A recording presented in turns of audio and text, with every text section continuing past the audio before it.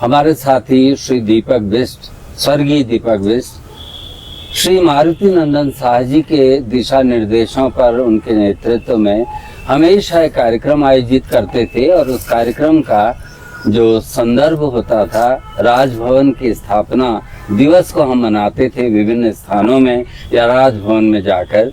आज दीपू हमारे मध्य नहीं है, लेकिन आदरणीय मारुति नंदन शाह जी का, दीपक की धर्मपत्नी शालिनी का और सब दीपक के प्रेमियों ने ये कहा कि इस कार्यक्रम को अविरल रखा जाए और हम इस कार्यक्रम को यहाँ पर आयोजित कर रहे हैं राजभवन के स्थापना के समारोह के रूप में। हम सौभाग्यशाली हैं कि आज हमारे मध्य हमारे प्रेरक बच्चे जो हमेशा ताल चैनल को देखते हैं, अपनी क्वेरीज रखते हैं, अपने प्रश्न रखते हैं, जिज्ञासा रखते हैं, तो हमारे मध्य आज दर्शकों के रूप में भारतीय शहीद सैनिक विद्यालय के बहुत सारे बच्चे उपस्थित हैं। अपने लिए एक बार जोरदार तालियां बजाएंगे बच्चे। ये जिज्ञासु बच्चे हैं। हमारे मध्य आदरणीय मारुति नंदन शाह जी हैं, हमारे दिशा निर्देशक, प्रेरक। हमारे मध्य पत्रकार बंधुओं की एक खास टीम आज यहाँ पर उपस्थित है और विशेषज्ञों के रूप में हमारे मध्य डॉक्टर गिरीश रंजन तिवारी जी हैं, जो बच्चों की और हमारी जिज्ञासाओं को शांत करेंगे। हमारे मध्य हैं हम सबके आदरणीय डॉक्टर अजय सिंह रावत जी। तो हम आप सबका स्वागत अभिनंदन करते हैं। यदि आपकी आज्ञा हो तो आइए हम आज के अपने कार्यक्रम को प्रारंभ करने की आपसे आज्ञा चाहेंगे। हमेशा श्री मारुति नंदन शाह जी की ओर से ये दिशा निर्देश दिए जाते हैं कि हर कार्यक्रम में हम दर्शकों के रूप में अपने बच्चों को जरूर रखें। तो बच्चों, हम आपसे अनुरोध भी करेंगे कि हमारे जितने भी विशेषज्ञ जो विशेष जानकारी देंगे, अगर आपके मन में कोई भी प्रश्न हो या कोई जिज्ञासा हो तो निसंकोच आप हमारे विशेषज्ञों से पूछेंगे। शालिनी को हम बहुत साधुवाद देते हैं, आपने इस कार्यक्रम को करने के लिए अपनी विशेष इच्छा जाहिर की, आपके प्रति आभार।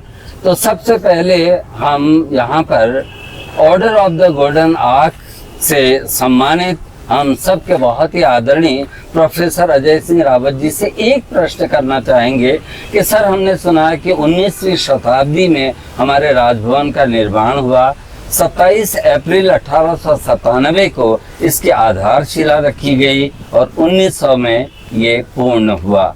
तो हम इसकी स्थापना समारोह को मना रहे हैं। तो नैनीताल में जो विभिन्न चरण हुए राजभवन की स्थापना के, बहुत संक्षेप में बताएंगे सर, कहाँ से इसकी शुरुआत हुई और अंततः वर्तमान राजभवन का निर्माण हुआ। धन्यवाद। मैं थोड़ा सा इसकी पृष्ठभूमि भी आपको बताना चाहूँगा कि नैनीताल जो है, जो हमारे शहर है, इसका नगरीकरण या अर्बनाइजेशन जो है ये 1841 से प्रारंभ हो चुका था और लगभग 1855-56 तक यहाँ पर काफ़ी तीर्थ यात्री भी आते थे, क्योंकि ये त्रिऋषि सरोवर था और इसको बड़ा महत्व देते थे भारतीय लोग। तीर्थ यात्री भी आते थे और टूरिस्ट भी आते थे और साथ ही एक हेल्थ रिजॉर्ट के रूप में भी लोकप्रिय हो गया था। तो हेल्थ बनाने के उद्देश्य से भी यहाँ पर लोग आते थे। जब 1857 की घटना घटी, आपको मालूम ही है कि 1857 में पहला स्वतंत्रता संग्राम जो है वो प्रारंभ हुआ था। तो उसमें यहाँ के जो लोग हैं, नैनीताल के लोग, उन्होंने अंग्रेजों को सहयोग दिया था। यहाँ पर जिस व्यक्ति ने ठेका लिया था निर्माण का, लाला मोतीराम शाह, उन्होंने अंग्रेजों से कहा कि 30,000 रुपये तो हर वक्त मैं आपके लिए तैयार रखता हूँ और जब भी आपको आवश्यकता पड़ेगी, क्योंकि उस समय धन की बहुत कमी हो गई थी अंग्रेजों के पास, तो 30,000 से उन्होंने सहायता प्रारंभ की थी। इसके अलावा एक दूसरे बिजनेसमैन थे कुंदन लाल शाह जी, उन्होंने लगभग 1 साल तक अपनी दुकान नहीं देखी, अंग्रेज लोगों की सहायता करते रहे। अंग्रेजों को भी बताया कि किस तरह से रोहिला मतलब रोहिलखंड के जो निवासी हैं, बरेली के लोग जो हैं, उन्होंने हल्द्वानी पर आक्रमण किया था। तो उनका मुख्य उद्देश्य स्वतंत्रता संग्राम नहीं था, वो लूटपाट ज्यादा करना चाहते थे। तो रोहिलाओं के बारे में कुंदन लाल शाह जी जो थे, उन्होंने काफी सूचना दी। तो इसके साथ ही साथ यहाँ पर कई अंग्रेज लोगों ने शरण भी ली, जैसे बरेली के जो कमिश्नर थे उन्होंने यहाँ पर शरण ली और 1 साल तक लगभग नैनीताल की जनता ने उन लोगों को खाने पीना, उनको जितना भी सहायता हो सकती थी आर्थिक, वो दी। तो इस वजह से 1857 के बाद 1862 में नैनीताल को north western provinces and Awadh जिसको कहते हैं, जो बाद में यूनाइटेड प्रोविंस बना और फिर उत्तर प्रदेश, तो उसकी गर्मियों की राजधानी जो है वो नैनीताल बनाई गई। और उस समय जो सबसे बड़ा व्यक्ति होता था वो यहाँ पर गवर्नर या चीफ मिनिस्टर का तो सवाल ही नहीं, गवर्नर का पद यहाँ पर नहीं था, यहाँ पर लेफ्टिनेंट गवर्नर जो है वो नियुक्त किया जाता था। तो पहला जो गवर्नमेंट हाउस है, जब 1862 में यहाँ पर लेफ्टिनेंट गवर्नर आए थे तो उन्होंने निवास किया था स्टोनले, ये जो रैमजे हॉस्पिटल के ऊपर बिल्डिंग है स्टोनले, और एक जमाने में गिरीश रंजन तिवारी जी वहाँ रहा करते थे, तो स्टोनले में पहला गवर्नमेंट हाउस बना था। और ये 1862 से लेकर लगभग 1865 तक स्टोनले कंपाउंड जो है या स्टोनले बंगलो जो है ये पहला गवर्नमेंट हाउस था। 1865 में फिर उन लोगों ने महसूस किया कि इसका बहुत ज़्यादा किराया हमें देना पड़ रहा है, तो 1865 में फिर एक नए गवर्नमेंट हाउस का निर्माण किया गया उस समय के अधिकारियों द्वारा, और उसका नाम था मेल्डन एस्टेट। मेल्डन एस्टेट जो है, जहाँ पर आजकल आप जब जाते होंगे रोपवे से, रोपवे जहाँ पर समाप्त होती है स्नोव्यू में, उसी एरिया में मेल्डन एस्टेट होती थी। मेल्डन एस्टेट जो थी करीब करीब 1879 तक गवर्नमेंट हाउस के रूप में प्रचलित रहा। 1879 में फिर उन लोगों ने महसूस किया कि ये क्षेत्र जो है ये असुरक्षित है, तो इस वजह से फिर जो सेंट्लो गॉर्ज जहाँ से बैरन आया था, जो स्नोव्यू की चुंगी है, स्नोव्यू की चुंगी का जो इलाका है वो आगे तक, उसको हम कहते हैं सेंट्लो गॉर्ज भी कहते हैं, और उस इलाके का नाम है सेंट्लो एरिया। वहाँ पर सेंट्लो बंगलो भी था। तो फिर उसके बाद सेंट्लो जो है वहाँ पर जो शेर का डांडा में स्थित है वहाँ पर गवर्नमेंट हाउस बना। और फिर लास्ट में ये जो नया गवर्नमेंट हाउस है इसके निर्माण की बात जो है ये 1897 से प्रारंभ हो चुकी थी, लेकिन उससे पहले गवर्नमेंट हाउस जो था वो शिफ्ट हो गया था। गवर्नर ने अपना रहने की व्यवस्था जो थी गवर्नर के लिए, वो जो आज का राजभवन है उस क्षेत्र में की गई, और तब इसको कहते थे ग्वाली खेत। ग्वाली खेत इसलिए कहा जाता था क्योंकि अगल बगल के जो गांव वाले हैं ये अपने जानवरों को लेकर वहां पर आया करते थे उनको चराने के लिए, विशेष रूप से जाड़ों के समय में। तो ग्वाली खेत को एक अंग्रेज ने खरीद लिया था और वहां पर उन्होंने एक अपना बंगला भी बनाया था जिसको कहते थे शेरवुड हाउस। ये शेरवुड कॉलेज नहीं, शेरवुड हाउस था इसका नाम। तो ये शेरवुड हाउस बंगला आज भी है। तो गवर्नर साहब जो थे, फिर ये लेफ्टिनेंट गवर्नर साहब जो थे, ये शेरवुड हाउस में रहे। और जब 1900 में गवर्नमेंट हाउस बन गया, राजभवन जो आज का राजभवन है, तब फिर फाइनली वो यहाँ पर शिफ्ट हुए। तो आप ये कह सकते हैं कि 5 लगभग गवर्नमेंट हाउस रहे। स्टोनले कंपाउंड से गवर्नमेंट हाउस की यात्रा प्रारंभ होती है और उसकी परिणति जो है वो आज के राजभवन जिसको हम कहते हैं वहां पर आके समाप्त हो जाती है। तो ये छोटी सी यात्रा है राजभवन की। तो हमारे बच्चों की जिज्ञासा भी शांत भी होगी। बेटा, आप लोग क्या बता सकते हैं कि कितने स्टेजेस में गवर्नमेंट हाउस नैनीताल में रहा? 5 स्टेजेस। बहुत बढ़िया। तो 5 अलग अलग जगहों में राजभवन स्थापित होता गया और अंततः गौथिक वास्तुकला की अद्भुत कृति नैनीताल में हमारे आज भी मौजूद है, जिस पर हम सबको गर्व भी होना चाहिए कि ऐसा सुरम्य स्थल है जहां पर हमारा नैनीताल का राजभवन स्थित है। आज के जो हमारे मैं एक प्रश्न पूछना चाहता हूँ। जी बिल्कुल। अक्सर आप पढ़ते होंगे समाचार पत्रों में भी, हमारे उजाला में भी, दैनिक जागरण में, हिंदुस्तान, जितने भी समाचार पत्र यहाँ से निकलते हैं हल्द्वानी से, अक्सर ये कहते हैं कि ये गौथिक शैली का बना हुआ, लेकिन कोई एक्सप्लेन या समझाता नहीं कि गौथिक शैली क्या है। आप जानते गौथिक शैली किसको कहते हैं? एनीवन? ये बड़ा इंटरेस्टिंग है। मैं ये सोचता हूँ कि जब आप कुछ लिखते हैं बच्चों के लिए या कोई अच्छा आर्टिकल लिखते हैं तो गौथिक शैली शब्द आता है तो उसके बारे में भी बताया जाना चाहिए। गौथिक शैली जो है ये प्रारंभ हुई थी यूरोप से 16th सेंचुरी में, विशेष रूप से फ्रांस में। गौथिक शैली की जो सबसे बड़ी विशेषता है उसमें लाइट का इफेक्ट है। मतलब बिल्डिंग इस तरह से उसका निर्माण किया जाए कि मैक्सिमम लाइट का जो कमरे हैं, नेचुरल लाइट जो है उसमें सबसे ज्यादा कमरों में पड़े। तो एक तो नेचुरल लाइट बहुत ज्यादा होती है, दूसरे जो आर्चेस होते हैं इस तरह के, ये आर्चेस जो हैं उन बिल्डिंग्स में जरूर बनते हैं गौथिक आर्किटेक्चर में। और तीसरा जो सबसे इम्पोर्टेंट चीज है, जो हम लोग हमारे वहाँ जैसे आजकल जितनी बिल्डिंग बन रही है, सामने मॉल रोड में जितनी बिल्डिंग दिख रही है, आपको लग रहा है बैकग्राउंड के साथ मिक्स कर रही है? कोई बिल्डिंग जो है नहीं करती मिक्स, जिसको हम कहते हैं to blend with the background. Building ऐसी होनी चाहिए कि वो बैकग्राउंड के साथ मिक्स करे, ऐसा लगे कि बिल्डिंग जो है वो जो पीछे का वातावरण है उसके साथ मिक्स कर रही है। तो गॉथिक आर्किटेक्चर में सबसे बड़ी बात यह है कि वो नेचर के साथ ब्लेंड करता है। It blends with the nature and with the natural vegetation. और इसके आगे जो गॉथिक आर्किटेक्चर डेवलप हुआ 20वीं शताब्दी तक, तब अंग्रेज लोगों ने क्या किया कि इसमें जो नेचुरल वेजिटेशन है वो खूब ग्रो की, जंगल खूब ग्रो किया, जिसको हम कहते हैं वान्यता या विल्डरनेस।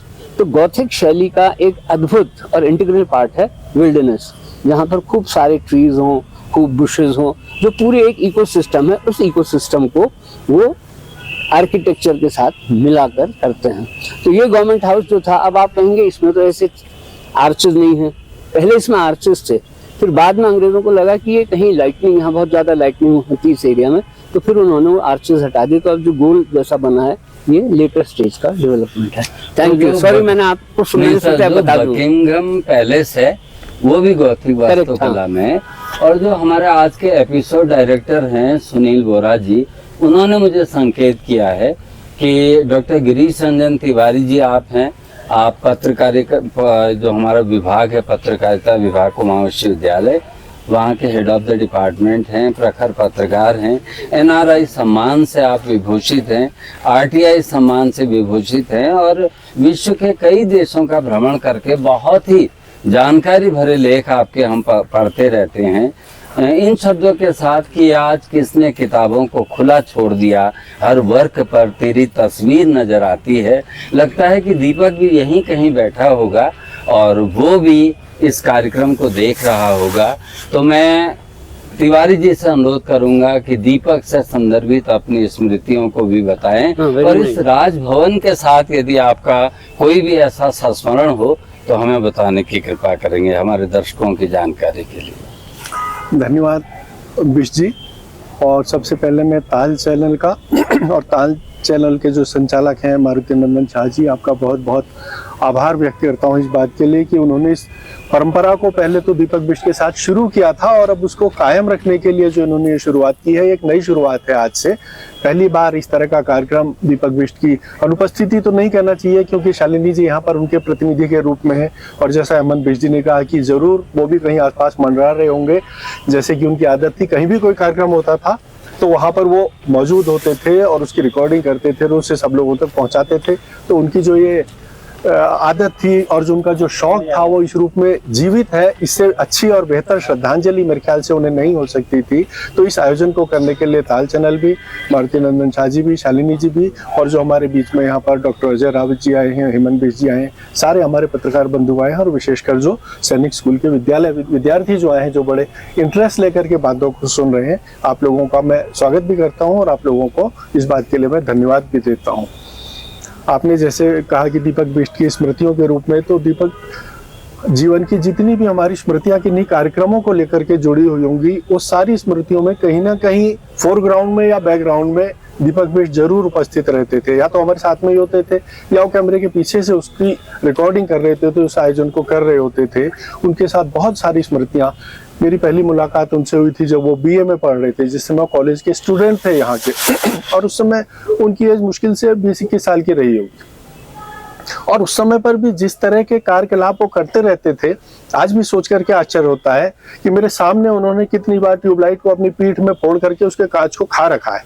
मतलब कल्पना से भी हम शहर जाते हैं, इस कल्पना से भी कि ऐसा कैसे होता होगा, वो कांच आखिर वो कहाँ जाता होगा और आखिर को क्यों नुकसान नहीं पहुंचाता होगा इनको, या अल्पिन है या किले हैं, उन चीजों को निगल लेना और उस तरह की तमाम दूसरी तरह की चीजें, एडवेंचर की चीजें करना। बहुत ही मल्टी टैलेंटेड थे। ये तो उनका एक शौक था। इसके अलावा 50 कलाकारों की आवाज में मिमिक्री करना और बिल्कुल हूबहू वैसी मिमिक्री करना। अगर हम आंख बंद करके सुने तो आवाज ऐसी लगती थी कि जैसे शायद वही कलाकार बोल रहा होगा। आज हमारे बीच में हमारे साथी एक रितेश इस समय उपस्थित नहीं है। रितेश ने उनका एक इंटरव्यू लिया था, शायद आप में से पत्रकार बंधुओं ने तो जरूर देखा होगा उसको। तो उसमें देखिए कि कितने सारे विविध कलाकारों की वो एक्टिंग कर रहे हैं, मिमिक्री कर रहे हैं, गाना भी कर रहे हैं, डायलॉग भी लिख रहे हैं और इसके अलावा एडवेंचर की ऐसी ऐसी चीजें जिनकी कल्पना मात्र से लोग सिहर जाए। जैसा कि उन्होंने अभी अपने देहांत के कुछ समय पहले किया था, नीचे शमशान घाट में जाकर के, और रात के 12 बजे सारी रात अकेले शमशान में गुजार करके और वहाँ की रिकॉर्डिंग करके लाके और रात भर वहाँ के मंदिर में पूजा करके जो काम उन्होंने किया, उस काम को, उस कार्यकलाप को लेकर डिबेट हो सकती है कि वो जरूरी था या नहीं, या करना चाहिए या नहीं करना चाहिए, वो एक अलग बात है। लेकिन कोई कर सकता है या नहीं, ये केवल एक दीपक बिष्ट है जो उस चीज को कर सकते थे। मैं नहीं सोचता कि कोई भी दूसरा व्यक्ति इस तरह की हिम्मत को कर सकता है। तो ऐसी बहुमुखी प्रतिभा और इस तरह की चीजें विलक्षण प्रतिभा, यानी कि जो प्रतिभा लोगों में होती नहीं। कुछ चीजें तो ऐसी हैं कि किसी से कंपटीशन हो, अब कहाँ खाने वाले, कील खाने वाले से किससे कंपटीशन, वो तो अकेले हैं अपने फील्ड के। या शमशान में जाके इस तरह का कार्यक्रम कर लाने वाले तो अकेले हैं वो व्यक्ति।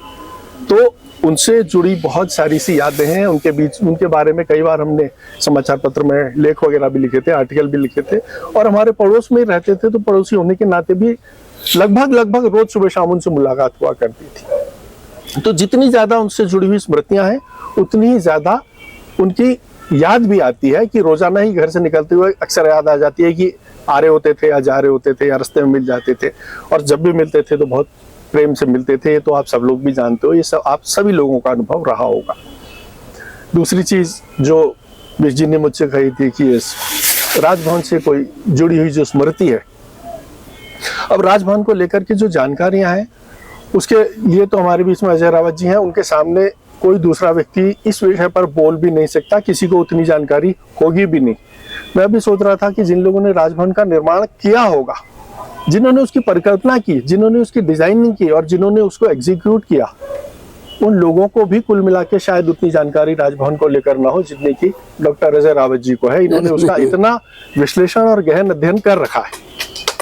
और मैंने खुद राजभवन के बारे में बहुत लेख लिखे अमर उजाला में, लेकिन सच्चाई है कि उनका एक एक अक्षर, उनकी एक एक जानकारी केवल अजय रावत जी से आई थी। वो लेख मेरे नाम से जरूर छपा, लेकिन जानकारी सारी की सारी का स्रोत अजय रावत जी ही रहे हमेशा। तो उसके बारे में तो आपसे बेहतर जानकारी कोई दूसरा क्या दे सकता है। मेरी एक दो छोटी सी स्मृतियां हैं, वो मैं यहाँ पर कहना चाहता हूँ कि जैसे राजभवन में गोल्फ लिंक है, तो गोल्फ के जो मैदान थे, जिन दिनों हम कॉलेज में पढ़ते थे उन दिनों उधर को जाने की अनुमति नहीं हुआ करती थी, वहां जाना अलाउड नहीं होता था। आजकल तो गोल्फ आप खेल भी सकते हो, आप मेंबरशिप भी ले सकते हो, वहाँ एक क्लब भी बना हुआ है और आप उसकी मेंबरशिप लेके गोल्फ सीख सकते हो और खेल सकते हो। उन दिनों वहाँ जाने की अनुमति नहीं होती थी, तो हम लोग कॉलेज से जाते थे, छिपते छिपाते जाते थे। और राजभवन के चारों तरफ कई चोर दरवाजे हैं।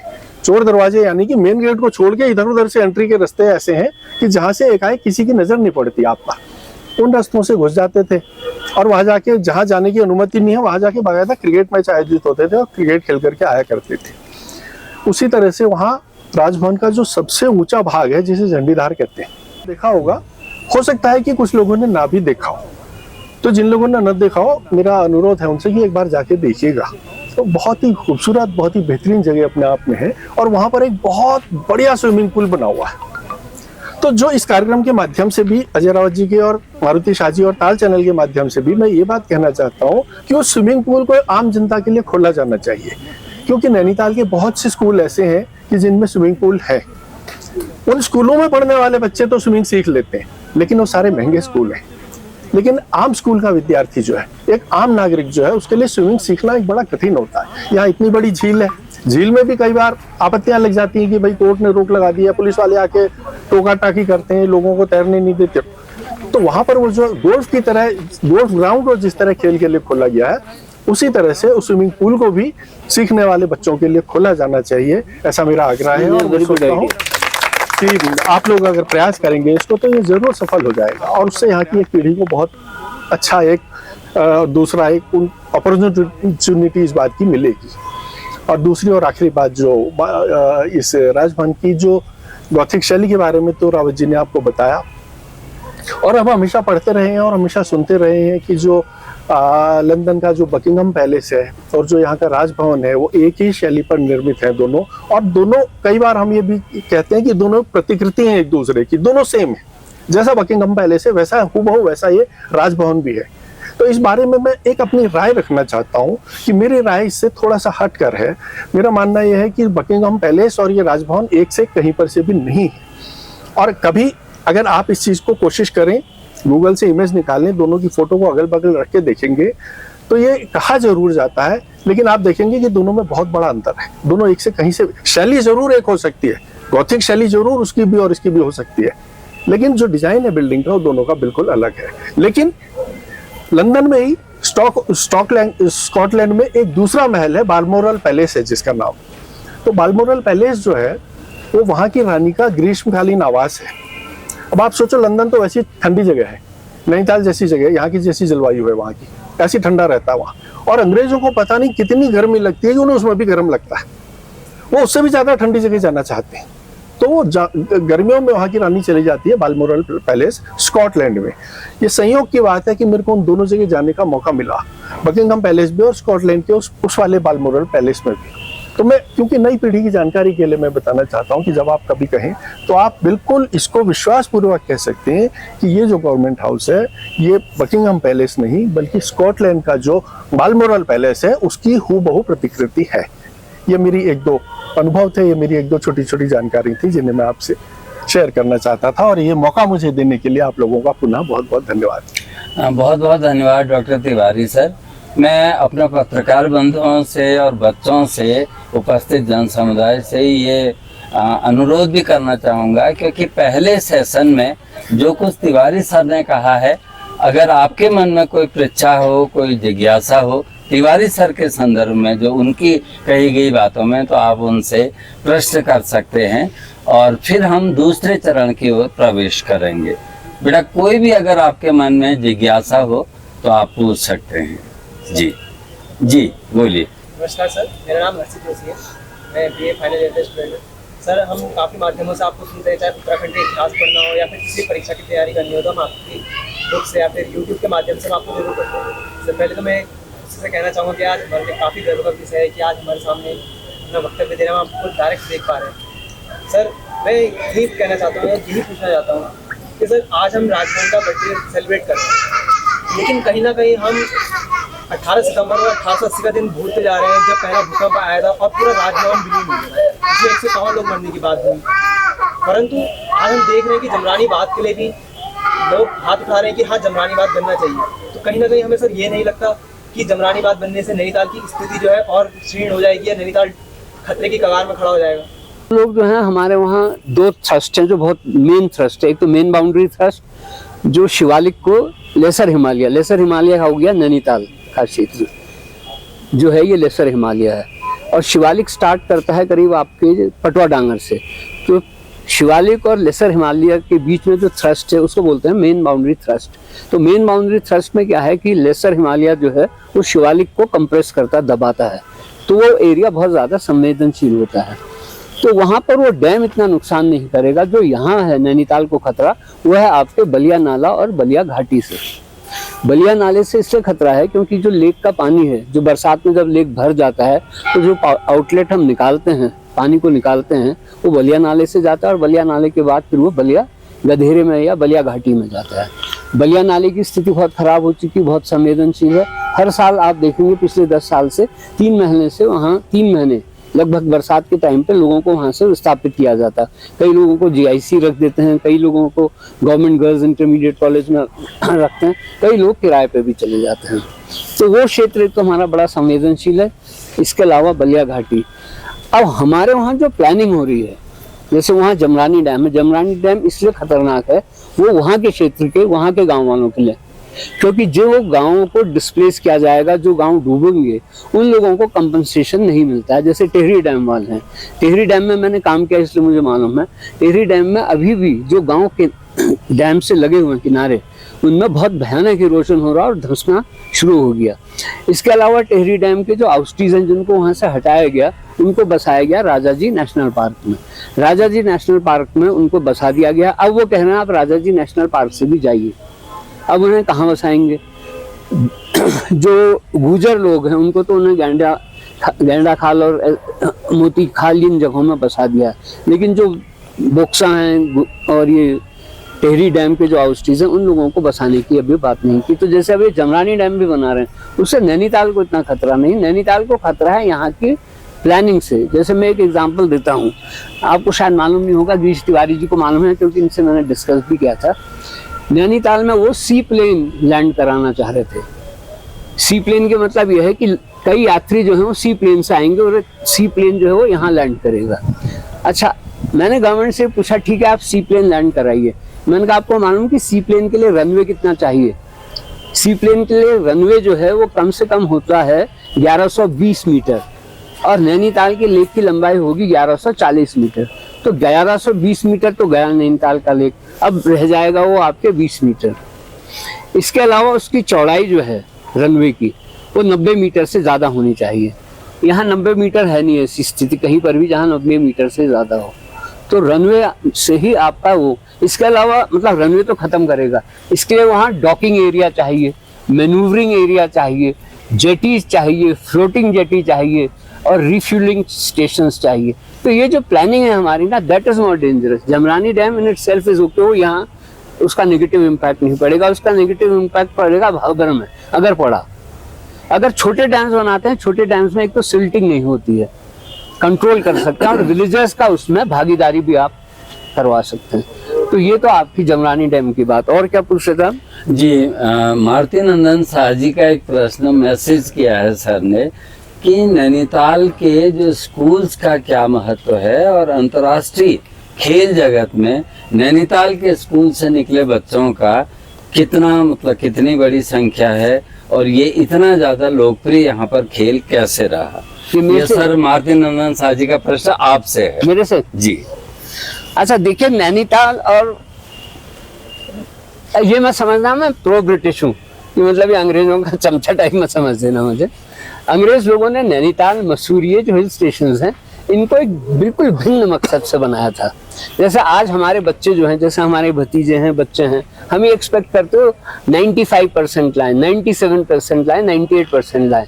अंग्रेज लोगों ने जब ये स्कूल बनाए थे, शेवुड, सेंट जोसेफ और ये, उनका मानना ये था that they should become good citizens of the country और they should be good allrounders. वो खिलाड़ी भी होने चाहिए, पढ़ाई में भी ठीक होने चाहिए and they should be like a gentleman. ये उनका कॉन्सेप्ट था, वो किताबी चीज़ें नहीं चाहते थे।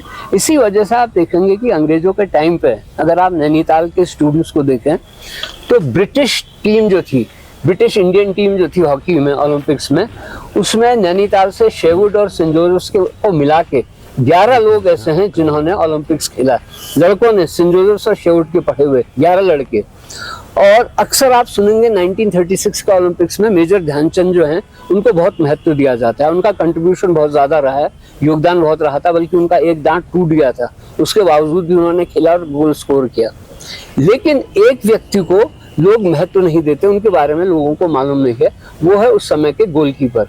1936 के ओलंपिक्स में अगर वो गोलकीपर वो यही सेंट जोसेफ के पढ़े हैं, उनका नाम है Richard John Elon. Richard John Elon, उन्होंने 1936 के ओलंपिक्स में भी खेला था, 1928 के ओलंपिक्स में भी, और 3 ओलंपिक्स खेले थे उन्होंने, 1928, 32 एंड 36। और ध्यानचंद जी के साथ वो 3 ओलंपिक्स खेले थे। तो उनके साथ 3 ओलंपिक्स में इंडिया को केवल उनके टाइम पे 2 गोल मारे गए। He was such a good goalkeeper, playing 3 Olympics and so many tournaments, केवल 2 गोल वो सेंट जोसेफ के पढ़े थे। एक गोल तो उनको जर्मनी की टीम ने मारा था और जर्मनी की टीम उस समय बहुत बढ़िया थी, तो एक गोल तो वो उनको हुआ था, उनकी गलती से नहीं, बैक की गलती से, बट खैर गोल हुआ था। और एक गोल मालूम उनको कैसे, वो अमेरिकन की टीम ने जो 20 गोल से हार रही थी इंडिया से, वो अमेरिकन टीम ने कैसे मारा कि वो मतलब पब्लिक इतनी खुश हो गई वहां पर, वो ऑटोग्राफ लेने के लिए फील्ड में ही पहुंच गए। तो जॉन एलन से ऑटोग्राफ ले रहे थे, इस बीच एक अमेरिकन ने बॉल डाल दी गोल में, तो तब गोल हो गया। अदरवाइज पूरे 3 ओलंपिक्स में there was only 1 goal against, but उनका नाम नहीं लिया जाता है, रिचर्ड जॉन एलन का। सर जो आपने बात कही, इसी संदर्भ में पहले एक चीज और थी, नैनीताल में जितने भी बंगलोज होते थे वो 2.5 एकड़ से कम में नहीं होते थे। हाँ, टेनिस लॉन्स होते थे, टेनिस कोर्ट हमेशा होता था, ताकि उसमें कंस्ट्रक्शन अलाउड नहीं होती थी, देयर वाज ओपन एरिया। तो नैनीताल में आप काफी प्रॉपर्टीज देखेंगे, दे वर नेम्ड एज एस्टेट्स, और उस स्टेट्स में बहुत ज्यादा कंस्ट्रक्शन नहीं होती थी। मेरे ख्याल से पॉपुलेशन बढ़ी, लोगों की जरूरत बढ़ी, उसके बाद सब डिविजन खोला गया। अदरवाइज जो ब्रिटिशर्स के टाइम का जो रूल था, दैट वाज लिमिटेड कंस्ट्रक्शन, चाहे आपके पास कितना ही एरिया लैंड का क्यों ना हो। That was there, but you know British ने जो यहाँ ट्रेनिंग जैसे ओलंपिक्स में यहाँ के कई बच्चे फुटबॉल में भी इंडियन टीम को रिप्रेजेंट कर चुके हैं ब्रिटिश इंडिया में। और अगर आप मसूरी के स्कूल्स और यहाँ के देखें तो मसूरी में जैसे एक तो सेंट जॉर्जेस है और दूसरा स्कूल क्या है, वाइनबर्ग एंड एलन नहीं, दूसरा एक और स्कूल है ओक ग्रोव और सेंट जॉर्जेस मसूरी से 13 बॉयज उन्होंने ब्रिटिश इंडियन ओलंपिक टीम में खेला है और 11 तो यहीं से हैं। मतलब उस समय तो ये हो गया था कि अगर सेंट जोसेफ्स और मसूरी को हटा दें स्कूल्स को तो इंडियन टीम नहीं बन पाएगी। तो इतना अच्छा स्टैंडर्ड था यहाँ पर हॉकी का नैनीताल में, और वो आपने बाद में भी देखा होगा ऑल इंडिया ट्रेड्स में भी। खैर एनीवे, दूसरा मैं एक चीज आपको और बताना चाहूंगा, मैं ले सकता टाइम? जी, आपने क्वेश्चन नहीं पूछा लेकिन मैं बताना चाहता हूँ। देखिए, नैनीताल के गवर्नमेंट हाउस की एक दो और विशेषताएं हैं जो भ्रांतियां मैं खत्म करना चाहता हूँ। जो पहला वो हुआ है वन महोत्सव, मालूम आपको कहाँ हुआ? नैनीताल में 1952 में पहला वन महोत्सव हुआ था, और पहला वन महोत्सव सेलिब्रेट किया गया था हमारे गवर्नमेंट हाउस में नैनीताल में। तो जो मेन बिल्डिंग है उससे जो नीचे को रास्ता जाता है उसके लेफ्ट हैंड साइड में के एम मुंशी जी, उस समय एग्रीकल्चर मिनिस्टर थे, बाद में गवर्नर भी रहे हैं, उन्होंने बांस का एक पेड़ लगाया था। आज भी वो बांस का पेड़ खूब फल फूल गया है। वो मुझे कैसे पता चला? क्योंकि मुझे डीपी जोशी थे, चीफ कंजर्वेटर थे, रिटायर्ड, वो मेरे गुरु थे, उनसे मैंने फॉरेस्ट्री बहुत सीखी, तो उन्होंने मुझे बताया था कि के एम मुंशी जी ने। अब की स्थिति देखिए, एक Joshi, DP Joshi ji chief inspector थे, उनको ये तक मालूम था कि यहाँ ये 1952 में लगा है। जब उसके बाद ये हुआ कि मोदी जी लगाएंगे उसी जगह, तो यहाँ लोगों के हाथ पांव फूल गए, उनको मालूम ही नहीं था कि कहाँ लगा था वन महोत्सव, कहाँ हुआ था और पहला पेड़ कहाँ लगाया था। खैर, I am not criticising them, मैं बता रहा हूँ कि पहले हमारे वहाँ कैसे फॉरेस्ट होते थे, फॉरेस्ट ऑफ। दूसरी एक जो भ्रांति है बहुत जबरदस्त, वो ये है, वहाँ एक 170 मीटर्स लंबी वो है टनल, तो उसके हाँ वो उसके लिए कहते थे सुल्ताना डाकू की टनल है। That is not true. वो जो हमारा जिस गोल्फ के बारे में इन्होंने बताया था, 18 होल्स का वो गोल्फ कोर्स है जहाँ तिवारी जी खेल भी आते थे क्रिकेट, तो 18 होल्स का जो गोल्फ कोर्स है उसमें बरसात में पानी बहुत आता था, तो उसको ड्रेन करने के लिए वो टनल जो है या सुरंग जो है वो बनाई गई थी। तो दैट इज वन थिंग। इसके अलावा एक पॉइंट में बहुत इंपॉर्टेंट भूल गया था कि गॉथिक शैली का जो आर्किटेक्चर है that is only on the front part. जो बैक पार्ट है गवर्नमेंट हाउस का, बिल्डिंग का, वो जो है that is of a British country side bungalow. जैसे ब्रिटिश कंट्री साइड के बंगलोज होते थे, जिसकी बात कर रहे थे आप, एस्टेट, जैसे सेक्रेटेरिएट जो है हमारा, सेक्रेटेरिएट भी गवर्नमेंट हाउस के टाइम पे ही बना है, और वो भी गॉथिक शैली का है। गॉथिक शैली की एक विशेषता ये थी कि वो जो लोकल स्टोन है, लोकल स्टोन को बहुत प्रयोग में लाते थे, लोकल रिसोर्सेज। गवर्नमेंट हाउस में भी आप देखना दीवारों में लोकल स्टोन बहुत लगा, सेक्रेटेरिएट में भी वो लोकल स्टोन जो है वो बहुत लगाया गया।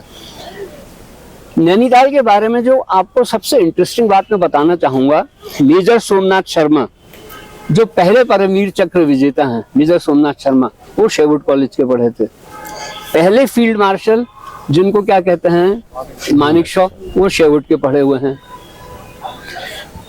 सेकेंड वर्ल्ड वॉर में जिनकी वजह से अलाइड पावर्स जीती, अगर ये दो व्यक्ति नहीं होते, वो दोनों भी नैनीताल में पैदा हुए हैं। एक तो है मेजर जनरल चार्ल्स विनगेट।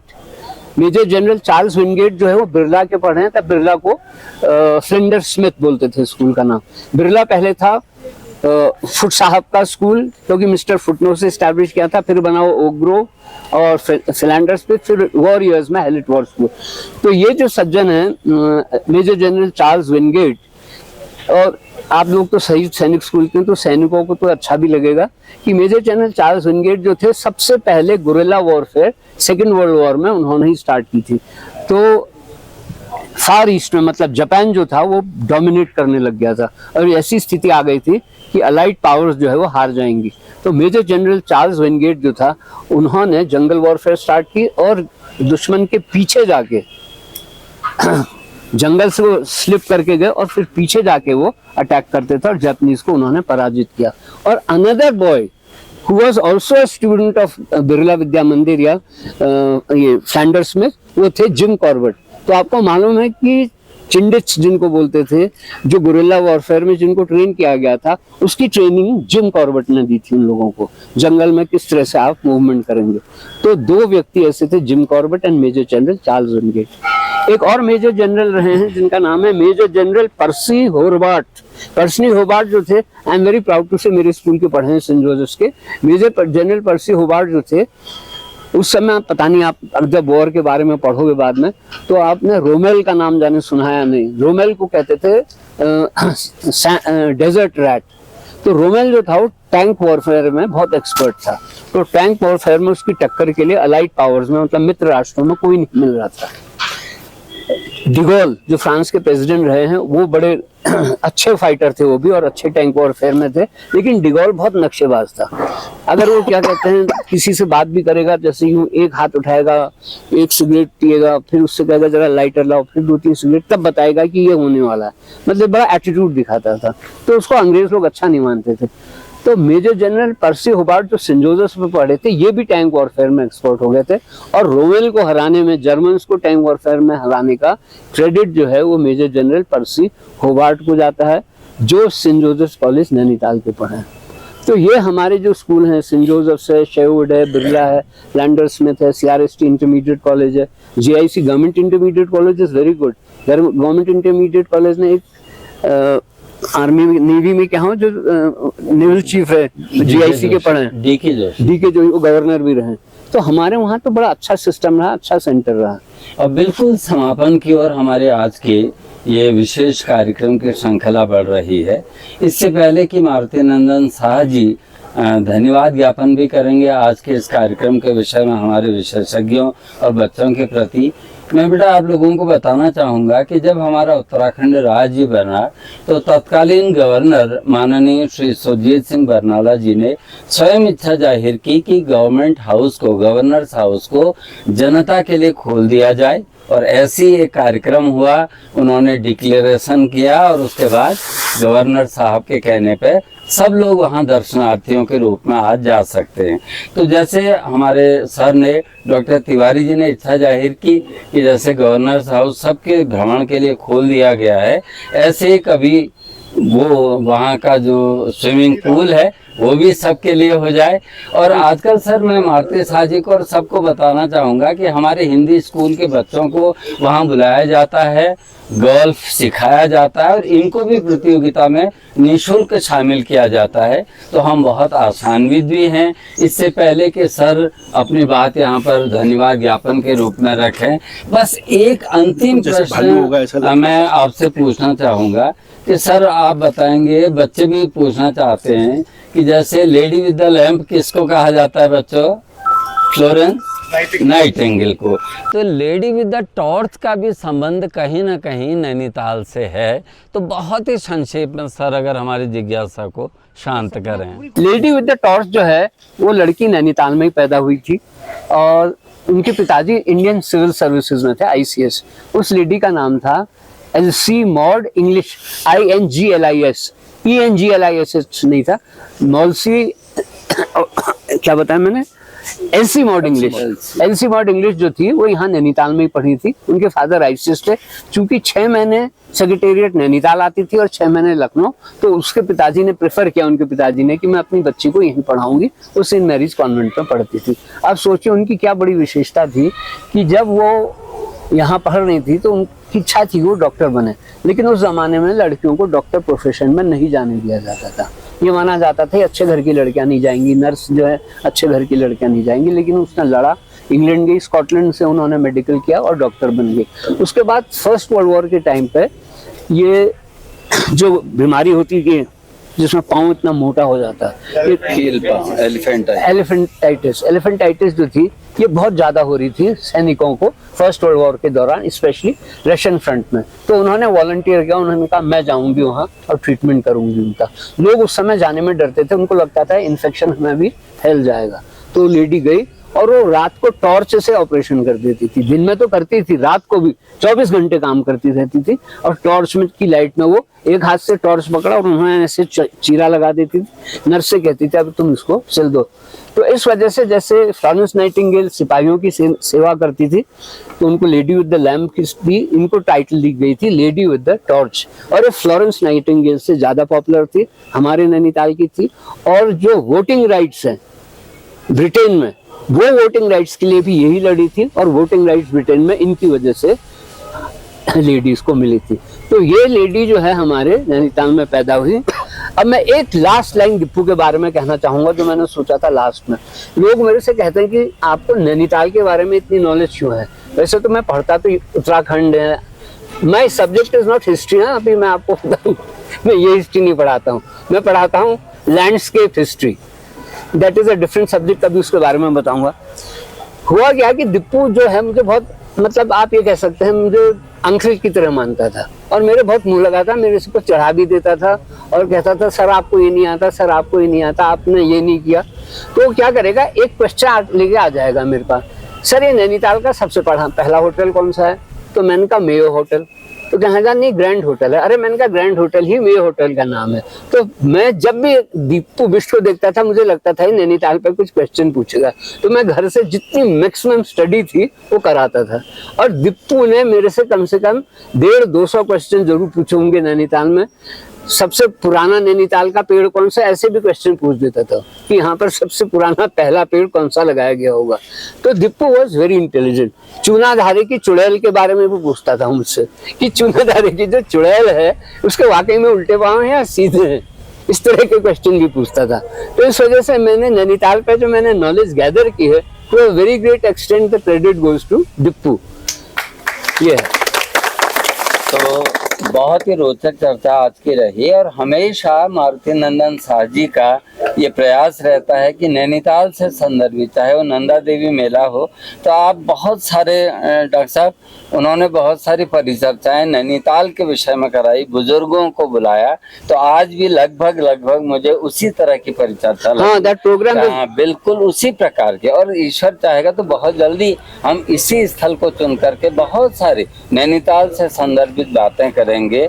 मैं शालिनी, क्या 2 शब्द आप बोलना चाहोगी? क्योंकि शालिनी के आग्रह को मारुति नंदन शाह जी ने स्वीकारा। शालिनी की इच्छा थी कि उनके पतिदेव ने जो इस प्रकार के कार्यक्रम आयोजित किए उन कार्यक्रमों को अविरल रखा जाए। और बहुत बहादुर लड़की है शालिनी, दीपक के साथ उन्होंने अपना समय बिताया है, तो वही जज्बा उनके भीतर है। आप सभी सम्मानित लोगों को मेरा नमस्कार। मैं शालिनी बिष्ट, दीपक बिष्ट की वाइफ, स्वर्गीय दीपक बिष्ट जी की वाइफ, जो राज्य में उनका स्थापना दिवस मनाते थे, वो आज हमारे बीच में नहीं है। मैं चाहती हूँ उनके हर नैनीताल के जो भी कार्यक्रम है आप और हम सब मिलकर हर बार करते रहेंगे। बस धन्यवाद। बिल्कुल बहुत लंबा कार्यक्रम आज हम करें, बहुत रोचक चर्चा करें। मैं मारुति नंदन शाह जी से कहूँगा कि केक सेरेमनी से पहले 2 शब्द जरूर बोलें। जी। मेरा बहुत सहयोग करा और नैनीताल के जब मेरे पति के साथ भी बहुत सहयोग करते थे। आज मैं उनको बहुत धन्यवाद करती हूँ कि मेरे कहने पर उन्होंने कार्यक्रम किया। तो हम केक सेरेमनी की ओर जा रहे हैं। Maruti ji, before cutting the cake I have some words to say. I am very thankful to Maruti and thankful to Hemant Bisht, everyone, each and everyone for giving me such a lot of time. Thank you very much. के माध्यम से बताना चाहता हूँ कि चर्चा में इन्होंने कुछ बताया, मतलब वो बंदा जो आपने बात कही कि वो यहाँ ना रहते हुए भी हमारे बीच में है, तो आज से कल जब इन्होंने साथ परिकल्पना में करी होगी मुझे कार्यक्रम कैसे करना है, तो सपने में सुबह आए तो आकर ये खुद ही बताएंगे अपने मुझसे। कल सुबह मैं सोई थी, मैं इसके बारे में ज़्यादा नहीं सोच रही थी, तो मेरे सपने में आके दादा के घर में उनके चैनल में बैठ के मुझसे कह रही मैं ऊपर जा रहा अपने कार्यक्रम को करने के लिए। मैंने कहा तुम्हें तो कोई देख भी नहीं पाएगा, उन्होंने भी जानो।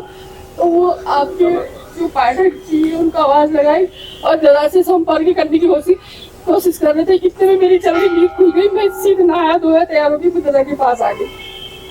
मतलब उनके दिल में मरने के बाद भी इन चीजों के पीछे भागने की वो ऊपर से ऐसे साक्षात दर्शन दे रहे हैं मुझे, साक्षात जो उनके मन की भावना है मुझे बता रहे। शालिनी बिल्कुल आपने बिल्कुल दृढ़ होके बहुत ही हिम्मत के साथ अपनी बात करनी चाहिए, आप कर रहे हो। और बिल्कुल मुझे तो गुप्त जी की पंक्ति मारुति जी याद आ रही कि गूंज बची है गीत गए, अब वे वासर बीत गए, चमक छोड़ चौमास से बीते, कंप छोड़कर शीत गए, इतना ही क्या थोड़ा है जो गूंज बची है, गीत गए, दीपक के कर्तव्यों की गूंज हमारे बीच हमेशा बनी रहेगी। और इसी हिम्मत के साथ बेटा आंसू नहीं बहाओगे और हमेशा हर कार्यक्रम को इसी प्रकार करोगे। मारुति जी 2 शब्दों के साथ कार्यक्रम को समाप्त करेंगे और फिर हम केक सेरेमनी की ओर जाएंगे। अजय रावत सर, डॉक्टर साहब, मैडम, स्टूडेंट्स, हमारे पत्रकार बंधु, आप लोगों के आने से ये शोभा बढ़ गई।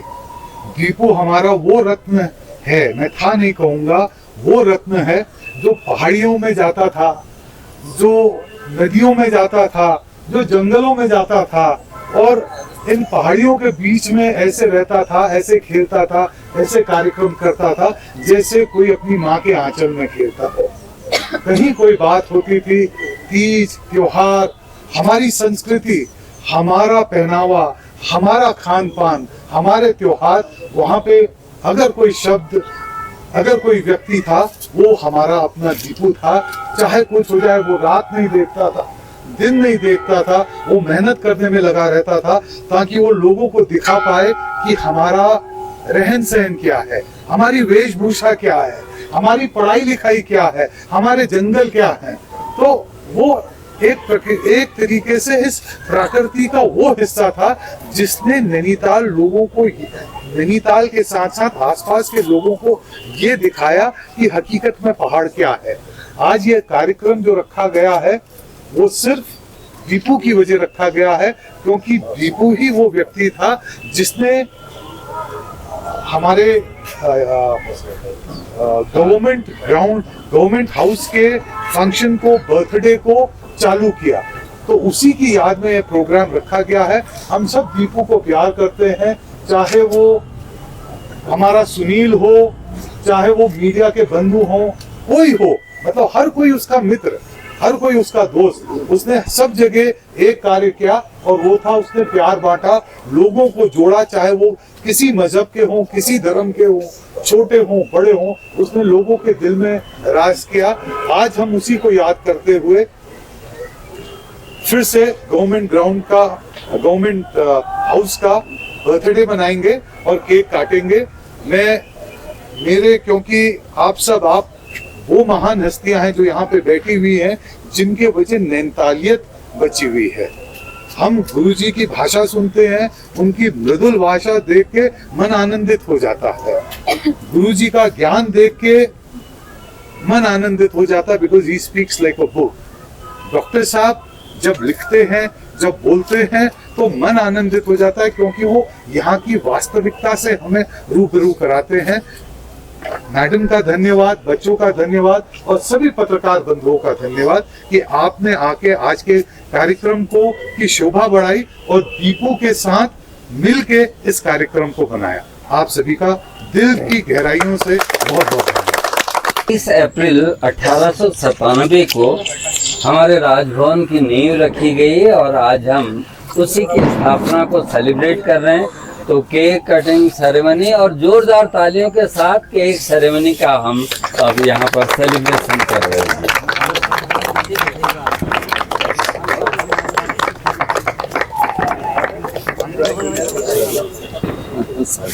लो बेटा, मैंने तो बहुत क्रीमी है।